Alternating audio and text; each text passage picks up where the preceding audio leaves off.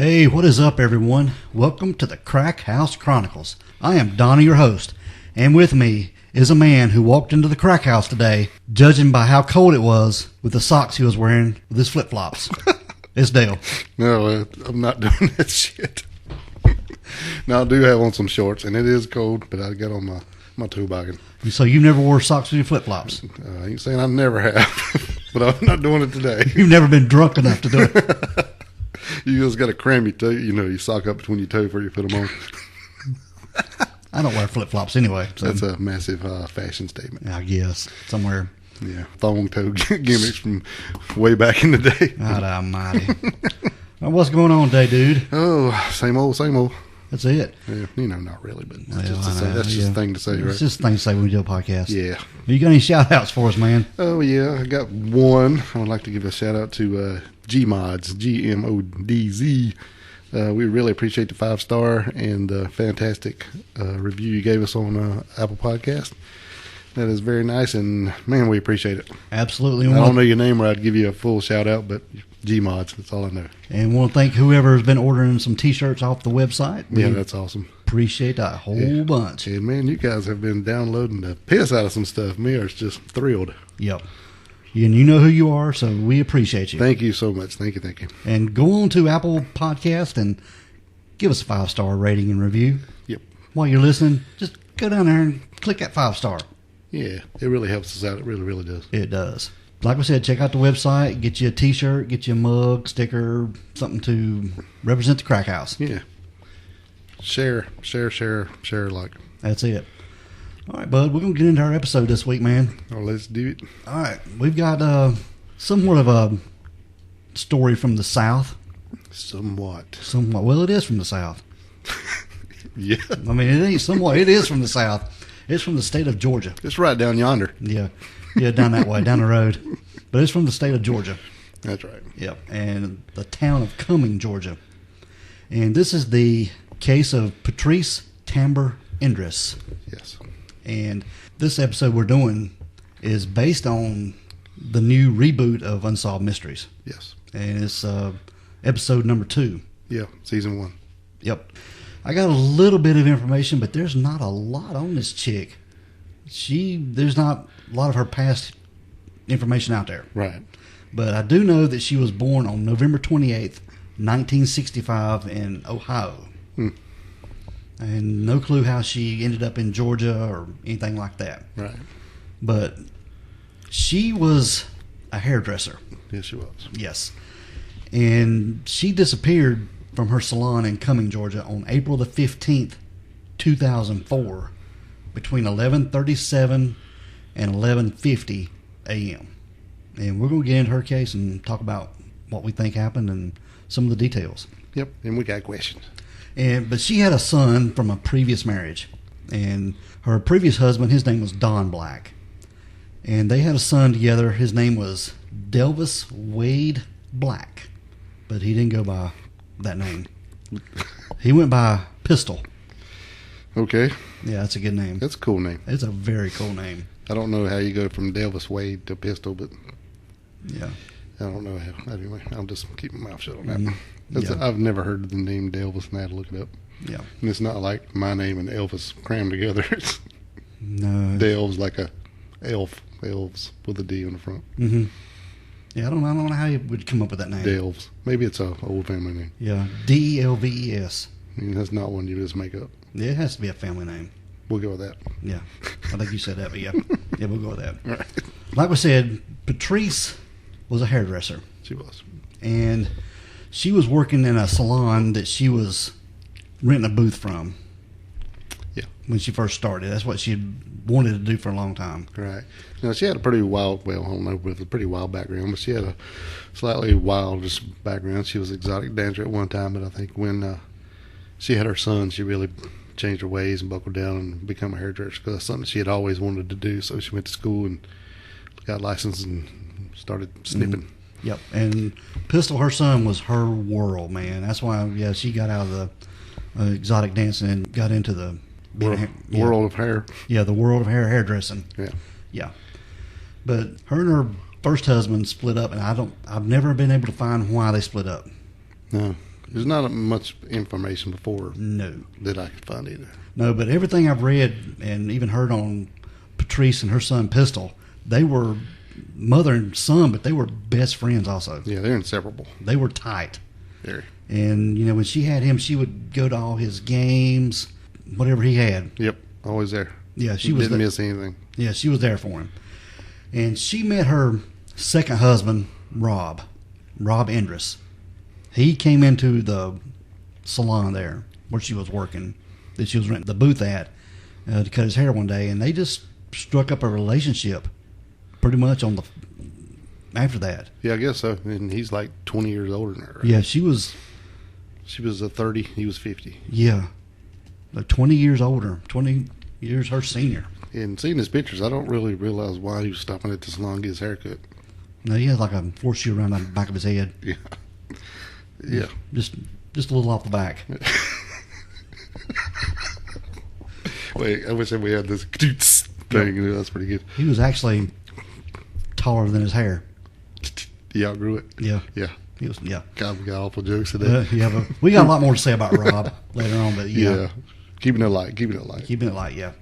But they developed a relationship, and he made it to where she could get out on her own, because I think that's what she was wanting to do anyway. I think so too. Yeah, that was her dream, to have her own place. And when they got together, and him and her, they made it. I think they really made it happen together. But he was a big part of it. Got her a building and got her started. Yep. And Dale, the name of her new business was Tamber's Trim and Tan. Yep. Trim and Tan. Yep. Good name. And that's, like I said, that's something she always wanted to do. Yep. And she had built up a pretty good clientele, when she was working at the other place. So she was really successful right off the bat. Yeah. And she would often do some hairstyles on Pistol. Yeah. He said that when he was smaller that he always had different hairstyles, different colors. Mohawks. She was always doing, anything and everything. And he would just let her do whatever she wanted to do to him. Yeah, whatever. Yeah, to fix his hair. It was almost like every week. And like I said, Pistol and his mom, they had a great relationship, and he even said that every morning she would wake him up by running on a treadmill. Yeah. And that's what she even did on April the 15th, 2004, the day she disappeared. Right. And Dale, that morning, as they were, I guess, trying to get out of the house to get him to school and so she could get to work, they had a little bit of an argument. Yeah, it seemed like he was dating this girl at school, and he wanted to get there early so he could have time to talk to her a little bit before I remember class. them days. Yeah, so you're like, let's go. Yeah, and I think they had a little bit of an argument, but she did drop him off, and they did tell each other they loved each other before they parted ways. Yeah, just like every day. Yep, and he even said that was the last time he ever talked to her. Now, later that morning, Pistol was in biology class when a school resource officer came in and took him to the office. Mm-hmm. And he asked him if he had spoken to his mother, and which he replied, he hadn't. Yeah, right. And asked him if there was any way he can get in touch with her. And he called her on his cell phone, but she didn't answer.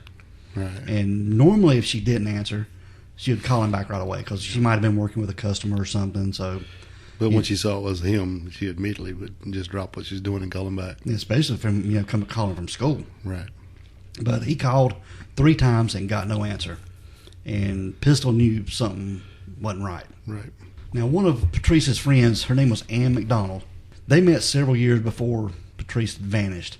And she was one of her walk-ins at the salon. And the first time they ever met, they pretty much hit it off and become good friends after that deal. And since the salon was close to Ann's house, her and Patrice would hang out there. Right.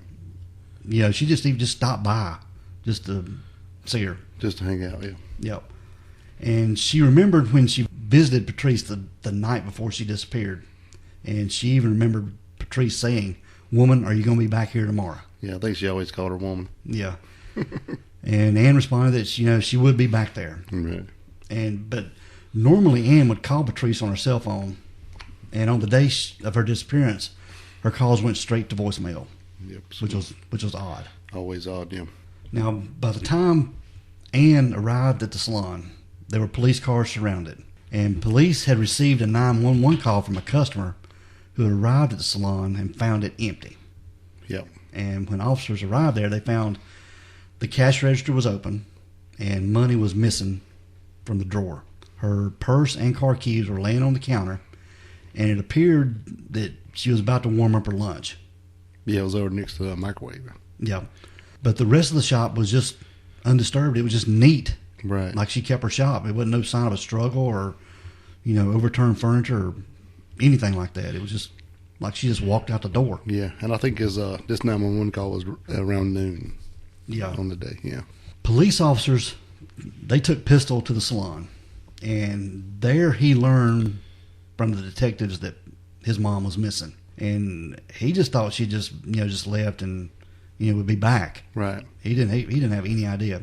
Now, Rob was contacted at work around 2 p.m. that day. Yes. And was told that she was missing. And he said he was hoping she was okay. And when he arrived at the salon, detectives told him they planned to interview him. Yeah. Now, he had a degree in criminal justice. Yes. But he didn't have a job in criminal justice. No, he was a maintenance supervisor, and I do not know where he worked. Yeah. I haven't found that information. But he knew the procedure of what was going to happen to him. Yeah. Oh, yeah.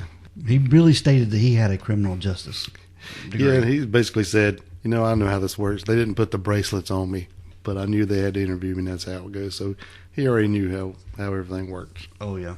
And he's pretty smug about it, I thought. Mm-hmm. Now, investigators noted they were unsure whether or not Patrice was a victim of kidnapping, and there was nothing in and around the salon that indicated the crime had occurred. And the only thing that was out of place was her black Chevy Tahoe. Right. Now, she usually parked that. We're going to post pictures of this. Yeah. But she usually parked that Tahoe. She backed it in beside the salon. Yes. Yeah, and if you're sitting in the road looking at the salon, she always parked on the left-hand side of the building. So when she got out of the driver's, you could walk right over and go in the door. There's like a little service door on the side. Yeah. Yeah. So that's the way she parked. Yeah. But they noticed that her Chevy Tahoe wasn't parked in the same place. It was parked in front of the salon, facing a westward direction. Yeah, it's kind of at an angle. It's kind of weird. And the tires were turned. And, yeah, so they said it was just weird for her to be parked like that. Yeah, well, it didn't really make a lot of sense. And it wasn't known if she or someone else had moved her Tahoe there. And one theory was that somebody had convinced her that her car needed to be jumped. Yeah, and I call bullshit on that angle. Yeah. I've heard that a lot. It was in the episode of in research that maybe somebody pulled into the parking lot and come out and asked her if they could come and jump her car off. Yeah. No, to me, that don't make a damn bit of sense. If your car is running to drive into the parking lot, why do you need to jump? And especially if you know your car has a bad battery, it's running, you're not going to cut it off. Right. So somebody might have could lured her out, but I don't buy this battery jumping off business at all. Mm-hmm. To me, that's just stupid. Yeah, I don't buy that either. Okay. But anyway, yeah, because I just don't. I'm like you. If you know your car's that bad, you're not going to cut it off, and it just didn't make any sense to me. Yeah, but Patrice was missing, and they couldn't believe that she would even leave Pistol behind. Yeah, so they know she didn't run off on her own. No, she's not leaving to go start a new life. She's not, because everything was there. Her purse, her keys. When the keys laying inside, yeah, so her keys were laying there and everything. And her lunch, she just like she was getting ready to heat up her food and have lunch, and all of a sudden she just poof's gone. Yep. Now, Dale, about 2 weeks prior to Patrice's disappearance, she had even told Pistol, if I were to ever go anywhere, where would you go? Yep. Yeah, and he thought that was odd, and he's like, I don't know, maybe to my dad's? Yeah, my dad's house, I guess. It's such a random question. And he recalled that she did not specifically say that she was going to leave, but instead she was bringing up a scenario, what if something happened? Right. And he didn't think of it, anything about it at the time. And really, it might not mean anything now, but it's just kind of odd. It was kind of a strange question, especially just a couple weeks before all this happened. She went missing. Yes. Early into the investigation, the investigators built a timeline to determine what had happened the morning of Patrice's disappearance. Mm-hmm. And she had some customers in her salon the entire morning. And based on her appointment book, they were able to determine who was there. Yep. Now, the first client, her name was Pam Shepard, and she got to the salon about 8:50 a.m. Right. For her 9 a.m. appointment. So she was just a few minutes early. Yep. Well, early's on time, and on time is late, Donnie. This is true. If you're going to be anything, be on time. That's right. Now, she recalled that Patrice seemed a little distracted and wasn't very attentive to her. A little distant, because everybody they talked to and everybody that I've seen said that she was a real bubbly person. She really liked to talk, chat you up, make you feel important. Come up, give you hugs. She was just real friendly person. Yeah, which is pretty good for the job she's in. So, but she said that morning she wasn't. Something was off. She was very distracted. Yeah, distant. Yep. And at 11:05 a.m., Pam left the salon. Now at 11:10 a.m., Paul Cantor, or Paul Cantor, yep, Cantor, he arrived for a haircut. And he left at 11:27 a.m. So he was in there for 17 minutes getting a haircut. Bzz. Yep. A quick buzz. That was a quick haircut. Yeah, and they said that he got a cell phone call just as he was leaving. So that way they can actually pinpoint exactly the time he was leaving. They just went back and checked his phone records. Yeah, so they were able to certify that. Right. At 11:35 a.m., a customer had called to change an appointment. And she recalled that Patrice was somewhat short on the phone. Yeah. Which was unusual, like we said, for her. And the call lasted about 2 minutes. Yep. That puts us about 11:37. Now, based on phone records, the next call came in at 11:50. But there's no answer. Yep. Which is odd. Yep. And investigators believe that something happened to Patrice inside that 13 minutes. Which is just crazy to me. Yep. 13 minutes. So that's the title of the episode for Unsolved Mysteries. Right. Now, there was two different independent witnesses that about 11:45, they went by and saw a blue car sitting in front, like basically pulled up to the door, straight in front of her car, but perpendicular to the road. Is that right? Yep. And one witness said that she thought it was a 1992 Lumina. I mean, even given the year, which is kind of weird to me. But it also had the Georgia Wildlife license plate on it. Yeah, the Georgia Quail life tag. And I was thinking, damn, how fast or slow was she driving by to get all that, especially if you're not looking for something. This is a rural road, too. This is a 2-lane highway. Yeah, a little small 2-lane highway. So that makes a little more sense that they're not just flying through there. But it is kind of odd to me that you pick up all those details when you're not really looking at nothing. And the other witness actually said they thought it was either a Ford Taurus or a Malibu, but I think you told me earlier that all these cars are really similar. Yeah, if you just passing by, they're the same shape and size. Right. It'd be hard if you just really knew your cars. Then you could tell. Yeah. Otherwise, it's just a blue car. Exactly. I mean, to most people. And I would have to look a few times to see if it was a Ford or a Chevy. Right. Yep. Now I was wondering, before we get off track too far, I got a question. I just wondered, did they ever cross-reference how many of these type blue cars, have that tag, or how many cars have that tag? Is it have really the Georgia Quail Life? Is that a really popular tag or not? Yeah. I'm sure they broke it down, but I couldn't find anything. Yeah, I don't know if that's a popular tag for the Georgia Quail wildlife tag or not. Right. I do not know. So the Georgia people let us know. Yep. Yeah, let us know. The woman that saw the Lumina, her name was Tammy Fincher, and she claimed that she saw two women around the Lumina. A taller, dark-haired lady, presumably Patrice, near the salon's front door, and an older lady on the passenger side. And they had hands on each other. And she was not sure if one had tripped and fallen or was pushed over or what. But she was sure it didn't look normal. Right.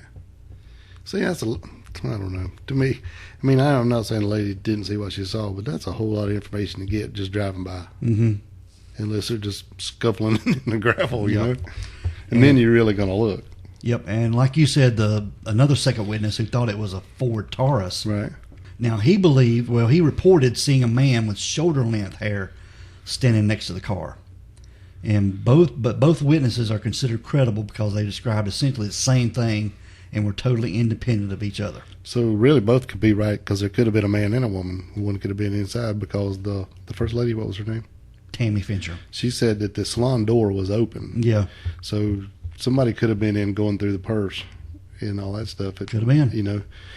And taking the money out of the cash register. And they said they did rifle through her purse, but the purse and credit cards all was there, and there was $270 in cash in her purse too, but it was in a hidden compartment and they didn't find it. Yeah. So it was still there as well. Yeah. So, I guess both stories actually could be true. Yep. But Tammy Fincher, she believes she was the last person to see Patrice alive, and she feels guilty that she didn't stop. Yeah, she didn't stop and do something. Especially if she knew her. Yeah, can you imagine? Now, people tried to reassure Pistol that his mom was going to come home safe. Right. And he knew that she would never leave him. And he spent hours in the woods just calling her name and hoping that he would find her. Right. Now, something else that wasn't in the documentary that I found is that the Atlanta Journal-Constitution had reported that Patrice had left a note on Rob's car that morning that said, "The best is yet to come." Now, the thing I seen, they were making a big deal out of it. Maybe it was some kind of divorce, letting him know she was leaving him or something. But to me, that's not what it would seem to be to me. But yeah, I mean, and I don't know if that means anything, but it's just another detail. Another thing to note, Dale, that before Patrice went missing, she had talked to Pistol, her son, about divorcing Rob. Right. Per him. Yeah. That's what he said anyway. Yeah. But now, if you talk to Rob, he don't know anything about this. Yeah, in the documentary, Rob, he's completely oblivious to any divorce. Or any problems, much less no fighting or anything. Yeah, I mean, they had problems just like any married couple. But as far as divorce, Rob claims that there was nothing mentioned at all. Right. Now, Pistol has a whole different story. Yeah. Now, Pistol claims that he witnessed Patrice and Rob fighting on several occasions, and if the fight was about Pistol, Patrice would never back down. So she's not backing down for him. That's her man. But now, Pistol claims, when they first got married, he was young. Yeah. That Rob was pretty decent to him, good stepfather. Yeah, even taking him to football practice and everything else. It looks like somebody should do. Stepping up and just being a step. Being that guy. Yeah, being the guy. Yeah. But as time went on, things changed. Yeah, he would come by his bedroom and make sarcastic remarks to him. Even from his friends and everything. Yeah. Turned into more like the stepdad, like the stepfather movie. So you ever saw that movie? Yeah. Yeah, it's more like that. Said Rob changed quite a bit. Yeah. He did not like Pistol. Not at all. And Rob was saying that Patrice just didn't discipline him. Right. Said he was out of control. So you got two different stories about that. Almost completely different. Yep. But now, according to Rob, he claimed that he was looking forward to spending their whole lives together. Yep. Now, the day after Patrice went missing. Less than 24 hours. Yes. Less than. Yes. Rob changed all the locks on the doors to the house. Yeah. Yeah. And he would not let Pistol. He wouldn't let him in. Wouldn't let him in the house to get his clothes or anything else of his. No. Nothing. Denied. Access denied. And Pistol would knock on the doors and windows, but Rob wouldn't answer. Not even to get his stuff. No. And Rob claimed that he did this as a precautionary measure. And he said he didn't want Pistol in the house because he did not like him.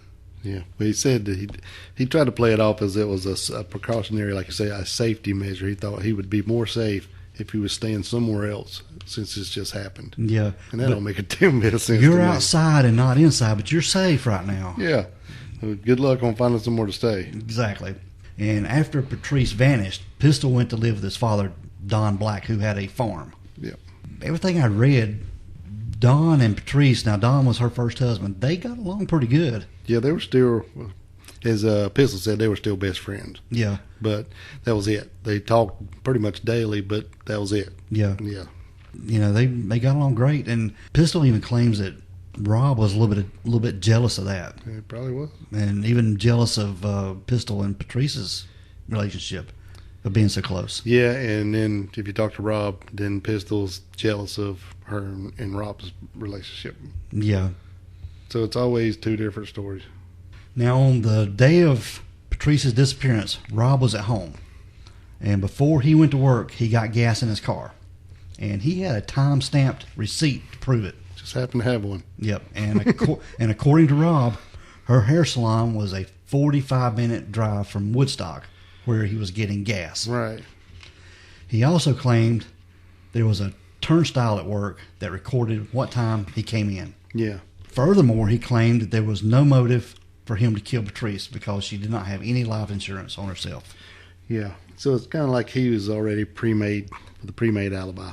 Pretty much. But I'm not buying it, man, because the Woodstock, if you look at a map and where is, say, if you're looking at a piece of paper, it would be like at the top right, and then this Woodstock is kind of like quarter way down on the left, and then where he worked is way down at the bottom on the right. So, and he'd have to come down and go way over there and then back through Atlanta, back around to work. Mm-hmm. So it's like way out of the way. It looks like on a map anyway, to just go get gas unless he's already there for some other reason.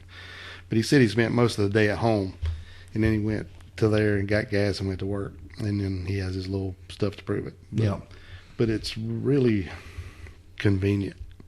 It is too convenient, really. That's the way I think. I mean, who's to say that somebody else didn't use his credit card to get gas? Right. I mean, just happened to have. I happen to kept that one. Yeah. Because I don't know about you, but I hardly ever get receipts. Yep. I mean, because especially now, they always ask you, "You want your receipt?" No. That's all. We always say no. Not unless you're going to tackle me going out the door. I don't need it. Yeah. But anyway, yeah. I just think that was too easy and pre-made, and I'm not saying the guy done it, but it's just there's a whole lot of stuff pointing at him right now. Yep. And according to investigators, Rob was thoroughly investigated, and they created a timeline of his day, and they noted while his timeline does not eliminate him from being involved, it does greatly reduce the chances that he could have done it. Right. And they also could not eliminate a murder for hire. They never tell what time it was he got to work. No. I mean, yeah, there's record of what time it was, but they don't tell you what the time was. Exactly. Now, I knew he worked second shift. Mm-hmm. So, hell, he must have just got to work if it was 2 or 3 when he found out. If he worked second shift, it usually starts at 2 or 3. Yep. Now, Rob believed that someone who knew Patrice's routine was involved. Yeah, him. Because based on the lack of struggle at the shop. Right. And he believes that someone she knew. And he also suspects that more than one person may have been involved. Could have been. It could have been. It could have been. Somebody who maybe already knew her schedule, who saw her books, or, maybe even she didn't never schedule anything between 11:30 and 12. And that could be, too. And just me guessing, because, her lunch was out and was ready to be prepared. And then maybe the time run over a little bit from the haircut, and she's getting ready to have lunch, and then somebody drops in, and then whatever happened. Mm-hmm. But maybe somebody knew that she never scheduled anything between 11:30 and 12. Yeah. But maybe she did. I don't know. That's just total speculation on my part. But if somebody had a chance to look in her book, they would know what was scheduled for today. Yeah. And they also noted that, beauty salons are rarely targeted for armed robbery. Yeah, I wouldn't, because there's not much cash on on hand. Right. The only thing is that one it was pretty known that she's always there by herself. Yeah. Except to the locals, because I think her setup was appointments, unless there was somebody in there that got there early when somebody was finishing right. up. That'd be about the only time. Do you know if that place was ever going over? No, I've never heard anything. Anything about prints on the cash register or purse, or I'm sure they processed that place, but it's not mentioned at all. No, or even her car, Yeah, but with you couldn't pull hair samples from there. No, definitely not. That was just you couldn't do that. You could, but it wouldn't help you. No, everybody's hair is there. Right. But yeah, it was just something else I was wondering. I didn't see anything or hear anything about the scene being processed if they could find any latent prints. All right, Dale, moving just a little bit forward in time, on December the 6th, 2005, this was 20 months after Patrice disappeared. A guy named Albert Clark and some of his friends were working at Lebanon Baptist Church. And this was about 6 miles from Patrice's salon. Right. And when they took a snack break on the back steps of the church, I think Albert said someone had brought him a biscuit that morning. Yeah, he was eating his biscuit. Yeah, he was eating. And Albert noticed some buzzards were flying around in the nearby woods. And he and his friend decided to go over and see what they were interested in. And after finding a dead deer, they noticed a white object nearby, and then they realized it was a human skull. How lucky is that? That's crazy. 600 days later to the day. Yeah. These buzzards, there's a deer, had died right beside the body, or the remains. Wasn't the body by this time. They said these woods were pretty dense. Yeah, it was. What was it? It was woods as far as you could walk. Yeah. So I think that was quote.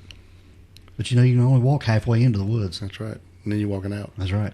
Now, Elbert and his friends, they contacted the police, and the Dawson County Sheriff's Department contacted investigators in Cumming and told them of the discovery. And the area was extensively searched, and more remains were found. And they were confirmed to be Patrice's. And Pistol was at school the day when he was called to the principal's office. And Don, his dad, came in and told him their remains had been found. Yeah, I think he said actually they called him and said they found your mom this morning, or the resource officer went and got him, and he's like, "Oh, good." Yeah. And he's like, "Where's she at?" Nah, It's just the remains. her remains. According to investigators, it would have been very difficult to carry dead weight over that terrain because they said it was pretty dense, Yeah. dense forest. But they did note that it was possible that she walked into that area, and it was possible that her body was dragged into that area. Well, it's it's not a rare thing that killers make them walk in and then they don't walk out. Yeah, but Rob, he claims they use a wheelbarrow. Now, how did he even think of that? Well, that was just something he popped off. He said, "How do I know how she got there?" Reckon they could have took her in there on a wheelbarrow. Mm-hmm. He says some weird stuff in that He show. says a lot. Yeah, if y'all ever get a chance, watch this. Yeah, 13 minutes. Yeah, definitely watch it. Pistol told police that he believed Rob had something to do with his mom's murder. And he believed that her trying to get a divorce from Rob played a major part in it. Now, they did also discover that Patrice's wedding ring was also missing. Mm-hmm. And it was a 1.5 carat pear-shaped diamond with 2 other 14 karat gold rings attached. And there are some aspects of the investigation that investigators refuse to discuss because they define it what they call as a guilty knowledge information. So if somebody's told them something or mentioned something, Or they know something that only the killer is going to know. exactly, Right. and if they let that out, then somebody can just say they did it. yep, Yeah. and so they probably don't have enough other information or evidence to, No, to connect anybody else. yep. Yeah. I agree. Now, when Patrice's remains were taken to the funeral home, now Dale, Rob asked the staff at the funeral home to reassemble her and lay her out for him to see, connect all the bones. To me, that's pretty damn strange. Yep. It's a pretty strange request. I don't know how often this happens. And they did. They placed all the bones in the correct anatomical position. And when that was finished, the director brought Rob into the room with the remains. Yeah. And Rob picked up her skull and carried it around for a few minutes. What the hell? Yeah, Rob is a creepy mofo. And he put the skull back on the table and kissed her goodbye. Yeah. I'm telling So you. that's Rob. That's Rob. Now, Patrice was later cremated, and when her ashes were given to Rob, he kept them in his bed for over a year. Right. Now, he didn't dump them out or nothing. Like, they were still... He actually never opened the box. It was just in a cardboard box. Inside of a... Box inside of a cardboard box. Yeah. Yeah. A makeshift urn, I guess, inside of a cardboard box. And he just slept with the box and all. Yeah, in his bed. Yeah. And he described them as his teddy bear. Yes. Because when she was alive, he would do the same thing with her. They would snuggle in bed, and he said it brought back good memories for Yeah. him. Just thinking about the good times. Mm-hmm. Yeah, it's creepy. It's creepy AF, man. Yeah. I was telling my wife about this, and she goes, "Well, there's been worse things happen." I'm like, "What are you talking about?" She goes, she was watching Strange Addiction one time, and there was a girl in there that actually was eating the ashes of her husband or her boyfriend or whatever. Said that she always carried them around wherever she went, and one day she fell and got some on her hand, and she licked them off and just started eating them. So there's some worse, but it's pretty strange. That's nasty, man. Well, yeah. But now Rob, he keeps the ashes of Patrice in a box Yep. in the bottom of his closet. He has never shared the ashes with anyone, even Pistol. Especially. Yeah. That's what he said, Yeah. which is a dick move to me. When everything was settled, he got Patrice's cremains, and Pistol didn't get anything. Poor old Pistol, I mean, he hadn't got anything. No. He didn't give him any of her Possessions? belongings or any photos or anything. He didn't get nothing. No. And he refuses to give him ashes or anything. He just said he was really protective of her, and she was his. Mm-hmm. Now, Dale, Rob wasn't the only suspect in Right. Patrice's disappearance and murder. There were 2 other serial killers that they had on their radar. Which is kind of weird. Yeah. Now, serial killer Jeremy Bryan Jones confessed to multiple murders, including Patrice's, and that of the Freeman family and Loria Bible. And he said that he went to the salon and pretended that he needed help getting his car jumped, like we had mentioned earlier. So I guess that's where the theory comes from. Yeah. Right? And he said he then pulled a knife out and abducted her. Afterwards, he killed her and dumped her body in the Sweetwater Creek, which was about 40 miles away, I think, when I watched the documentary. But they went down to Sweetwater Creek, and they had cadaver dogs, and they had investigators down there, and her body was not found there at all. No. Now, Jeremy Jones, he did later recant this confession and the confession in the Freeman Bible case, and their remains were later found in a wooded area near the creek. So I don't know if he was just including that with, to up his numbers or what. Well, and it was kind of weird because he said he did know details about the salon, and stuff that was going on there.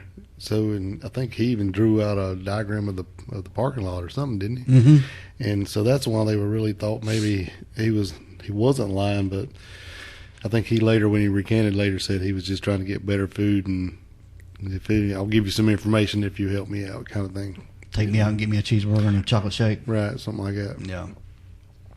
Yeah, they do that a lot. Yeah. So I guess if you figure you're already, you're already in there and they got you, well, you ain't got nothing to lose to add a few, kind of like Henry Lee Lucas. Yeah. Yeah. Now, there's another serial killer. His name was Gary Michael Hilton, and he's also been considered a possible suspect in Patrice's case. He kidnapped and murdered another woman by the name of Meredith Emerson.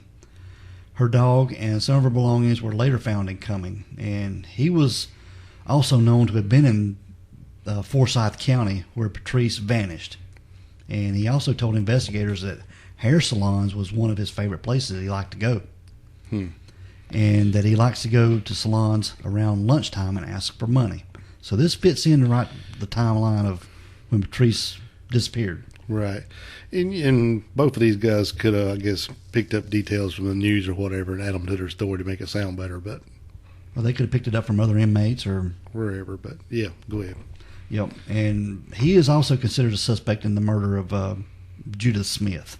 Now, the latest on Patrice's case is from 2019, and Special Agent Kimberly Williams, she told the Forsyth County News that Patrice's murder remains an active and important case within the Georgia Bureau of Investigation Cleveland office. And in the Netflix episode that we mentioned, Special Agent Mitchell Posey, he explained the aspects of Patrice's investigation refused to discuss because, like we said, the guilty knowledge information. Right. And he also said, we can't afford to have a false confession. We definitely want to give some form of closure to this family. Right. He's already had a couple, Yep. And they also say if anyone has any information, they can contact the Georgia Bureau of Investigation on its website, or information about the case or even Patrice's ring. You can call their tip line at 1-800-597-8477. So let's talk a little bit about Pistol. All right. He's obviously devastated by his mom. Yeah, it's awful, man. And you can't find anything much about Pistol, where he's at today or anything. I've read that he still lives in Georgia, and he works as a installing insulation in places. But so he would be pushing 30 now? Yeah. Somewhere in there? Yeah. And he's like, basically, he's like, well, I never got to grow up like a normal kid and leave home when I wanted to, and I always could go back and see mom and get advice and this kind of everything. I just had to grow up super fast when I was just turned 16 and kicked out of the house and didn't get to get anything from his mom, man. No, he didn't get nothing. They were all so close, and you don't get anything. Yeah. Not even a picture. Yeah. I just don't understand, because Rob is already remarried and, we'll say moved on, because I guess he really hadn't, but he's remarried. Yeah. But he still won't give up none of that stuff to Pistol, who I think deserves it. He deserves his mom's remains. Yeah. Why keep him in the closet? Because he's a dick. I mean, really. Yeah. I mean, you watch this episode, you'll see Rob. Yeah. And don't even blink an eye when he says he didn't like Pistol. Mm-mm. It just... Said he won't ever share him, especially with Pistol. Mm-hmm. What the hell, dude? Yep. The only thing I can think of is when, the day Rob changed the locks on the house and Pistol couldn't get in. I wonder if he had Patrice in the house at that time and didn't want anybody in. Well, I guess he could have, but don't you think it would check there? Yeah, you'd think. I mean, there's nothing. Could they have had a warrant and to check it? I mean, I've never heard anything of them having a warrant and going into checking that house. I mean, surely they would have went there and checked anyway. Mm-hmm. If she's missing, you're going to go check your house, right? Yeah. So, I don't know. Maybe he brought her later if you think. I don't know. Could be. Maybe he's got the ring, too. Yeah. I mean, he's pretty possessive of her. Oh, yeah. Seems kind of like back to that divorce thing. If I can't have her, nobody can. And she's mine, and I'm keeping her. Yeah. In a box in a closet. Yeah. Mm-hmm.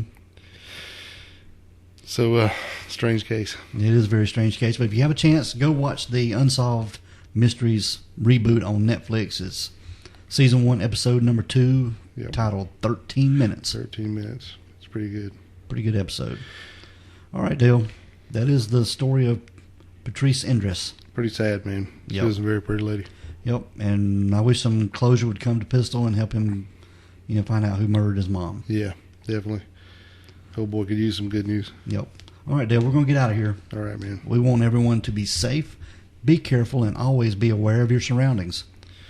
Because the next episode could be about you. This is the Crack House Chronicles.